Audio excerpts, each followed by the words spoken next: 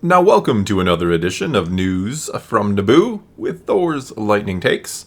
And let's once again get right to the news. Alright, we'll do an update first. 56 days from Andor. Ooh, so close. So far. Alright, so I'll move on to the news then. Our first story today. Obi-Wan Kenobi had 1 billion minutes of stream time in the first 10 days. 1 billion minutes. Yeah. Sorry. Nielson finally released some viewership streaming numbers between May 30th and June 5th, showing that Obi-Wan Kenobi received a very strong response from Disney Plus subscribers. Go figure. The show debuted its first 2 episodes on May 27th, 3 days ahead of the timeline from this report, and released 3rd episode on Wednesday, June 1st. According to Nielson, the show was streamed over 958 million minutes during those 7 days. That sounds like a lot. It's even more impressive when you realize it does not include the first 3 days of the show's debut, which would have been the busiest for those episodes. Parts 1 through 3 have a length of 146 minutes, including the credits, which means at least 6.56 million people watched the first 3 episodes in full. It's a very rough guess of that, of course, because it includes the credits, which most people don't watch, and it's assuming every viewer watched it alone. And once. Yeah, which we know that isn't. I mean, you and I watched it together. And I watched it twice. I watched it twice. Yeah. Separately. Separately, yeah, so there you go. So, yeah, that's a... Yeah, I mean, I think it's always hard to figure out these numbers, unless Disney, Plus itself was releasing numbers and trying to tell us exactly what the breakdown is. We're never going to know. Well, Nielsen's pretty good. Well, sure. I'm not saying there's nothing to take away from this, but, without having the solid, concrete numbers where Disney Plus can break you down and tell you this the average watch time, and sure, it's... Yeah, I mean, I think that's impressive. I think it's so impressive we're almost certainly going to see a season 2 of Kenobi, whether you like it or not. That's what those numbers... I mean, a billion minutes to me just sounds like another season of Kenobi is on its way. It's already in the plans and in the works. It's got to be, right? There's no way they wouldn't do that to us. Obi-Wan's success, however, is still being overshadowed by the colossal number that Stranger Things pulled. This was already pointed out in the preliminary report from Nielsen, but the Netflix series, which just completed the release of its 4th season, accumulated 7.2 billion minutes of viewing time during those 5 days. It's the highest number any title has been watched over a single week since Nielsen began tracking streaming in 2020. I mean, it's difficult to compare the two because of...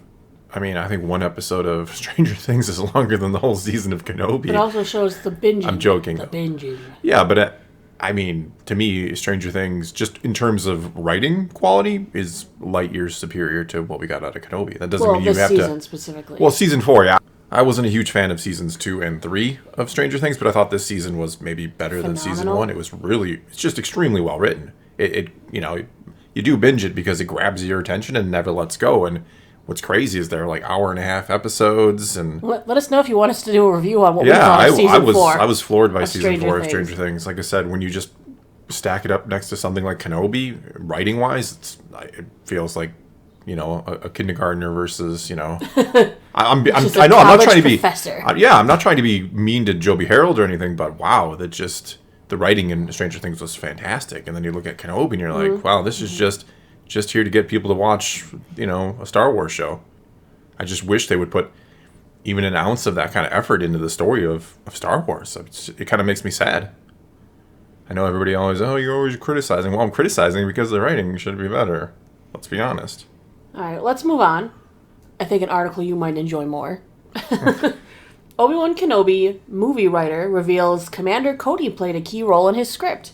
There was a new interview with The Direct where Stuart Beattie, as we know, he's the one who wrote the original movie before everything got swapped over and then over again, revealed Commander Cody played a big role in his story. The Direct published new quotes from their conversation where the writer confirmed Cody was going to be one of the familiar characters brought back for the movie. He also described Cody's first scene. Yeah, Cody was the big one. I love the idea of Obi-Wan having a buddy on Tatooine, like a secret buddy. So, the first time he goes into town, you see Cody, and he's following him through the streets, and attacks him, takes him into an alley with a knife to his throat, and says, "You're dead." And then you realize, oh no, Cody's making a point, like, come on, you gotta be more careful. The movie would have revealed Cody had removed his inhibitor chip, free from the external control. BD explained how this would have affected his character arc. And you realize, oh, Cody has now morphed from someone who was trying to kill him when we last saw them to someone who is now devoting his life to protect him. Because by now, he's had the biochip taken out of his head and now realizes, oh my god, what I did was wrong. And he's driven by guilt as much as Obi-Wan is driven by guilt. So you get these two kind of old warriors bickering like this old married couple. You know, kind of like complaining about, God, it was so much better when we had our army at our backs, you know? When Obi-Wan left Tatooine in the movie script too, but instead of leaving young Luke with Owen and Beru and no additional protection, he asked Cody to watch over young Skywalker. B explained that this would have been a fun subplot for the movie. And yeah, the idea of mine was that when Obi-Wan had to leave Tatooine, he left Cody in charge of Luke, and that gave us a fun little B story to keep cutting away to. And yeah, he's a really fun character, and a guy racing against the clock, obviously, because he's aging twice as fast. He's trying to atone for the worst things he's done in his life. So tragic in a way, but just fun. The way they bickered in my stuff, it was just, you know, put a smile on your face and, you know, just arguing all the time. BD's not sure why Joby Harold and Deborah Chow and or Lucasfilm ultimately cut Cody from Obi-Wan, but he can guess. He says, you know, I don't know. They just decided. Maybe Tamora Morrison was busy on Boba Fett. It would obviously have been Tamora. Maybe they decided they didn't need him either. I just felt Obi-Wan needed someone to talk to. Someone who could tell him, you know, you're in bad shape. I wish we would have got an interesting subplot or B-plot in Kenobi like that. I mean, and I'll ignore, like, how does Kenobi and, you know, Cody find each other again? Since Obi-Wan's just gonna... I'll ignore that if it means getting that kind of little interesting story with Cody. I think that could have worked really well. I love the way they would have introduced him with... You know, maybe you think he's going to ambush and kill, you know, well, we know he can't kill Kenobi, but you think here's Cody, you know, ready to ambush, you know, Obi-Wan, and, you know, It turns out he's just trying to keep him on his toes, and they're buddies again. I don't know, that sounds really good. Sounds really interesting. I'm surprised they cut that. I mean, I guess you can just say it shrinks the galaxy yet again. Oh, all these characters, the same 5 characters always know each other and hang out, but I don't know. I think that could have been pretty fun. I think it would have been a lot of fun. I liked that idea. I think leaving Cody in would have been cool. I think because so. We don't know what happened to his character. We could have at least had some inkling then of what did happen to him. I mean, I think we're seeing him in Bad Batch, but it would have been really interesting to... Maybe that's one of the reasons why they nixed him, because they already had plans for him in Bad Batch, and it wouldn't fly. I mean, not that they've really ever cared about, you know, things lining up, but I don't know. It sounds like a really fun idea, actually. I think I really would have liked that. Just, you know, Kenobi have someone, you know, trying to keep him on his toes, trying to keep him focused. Someone that he could leave to protect Luke. Yeah, that makes far more sense than just leaving. It would have made it easier for him to leave than be like, yeah, I'll just leave the boy unprotected. It's fine. Yeah. Now he's got Cody. Keep an eye on him, you know? Yeah. I don't know. Fun idea. Seems like a wasted idea. Because I think so, too. I mean, we were just talking about, you know, Stranger Things, you know, how well that did, and it's so... You know, it's 10 times longer, it feels, than Kenobi. It's got all these different subplots, all these different characters, yet you never feel like, you know, they did such a good job with all of them. And yet, here you have Kenobi, and, I mean, they have a handful of characters and just couldn't seem to do anything interesting besides kind of the main plot. Yeah, and what else is really wasn't all that interesting. Is that it shows that BD understands their relationship from the Clone Wars. Yeah, that's... Because the only time you really see Cody in the movies is he's just kind of firing on... Yeah, you didn't get that he has like 2 lines... Well, they try to imply it a little bit with the couple lines they have, you know, when have I ever let you down? You know, they kind of say, these two are... But it's just purely implied, and if you hadn't seen Clone Wars, you probably don't really, you know, you think anything of that line. So, clearly, BD knows a thing or two about Clone Wars, more so than I got the impression out of Joby Harold. Yeah. No, what could have been? All right. Move on to the last segment, because we did not do it yesterday, as it was a holiday. We've got new this week in Star Wars, etc. There's really not much new for Star Wars this week, honestly.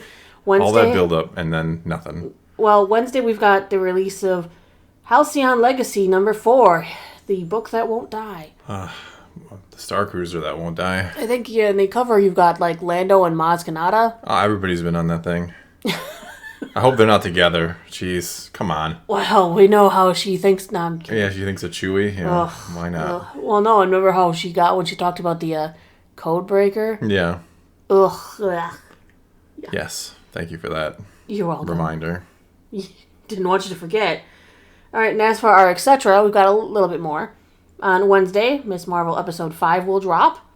And then on Friday, Thor, Love and Thunder comes out. We're seeing it Thursday Morning? afternoon-ish. Yeah. It's like 3 o'clock. I guess that's afternoon-ish. They didn't release it that early. Well, they've been releasing them earlier and earlier and earlier. Well, Soon as they'll just release on Wednesday. Why not? Why not? Soon they're just going to do away with release dates. As soon as it's I ready, was we'll just laughing put it at in like theater. release date on Friday, but everyone watches it on the day before. Yeah, it's so strange. Because it's actually out at a decent hour. Yeah. No midnight release. No, that used to be the thing back The in the day. thing. We saw when original Avengers came out, all of our friends, we all went to the midnight I think release. that's the last midnight release I saw. No, wait, Force Awakens. What? No, that wasn't midnight either. I know I think, Avengers yeah. we went to midnight release. That's Yeah, I think it was remember. Avengers is the last midnight release. I only remember it because we went with all our friends. Yeah. All right. Well, I guess that's all we got for you this time. Now take to the comments below and tell us what you think of any of today's news. And let's talk some Star Wars. And until next time, thanks for watching.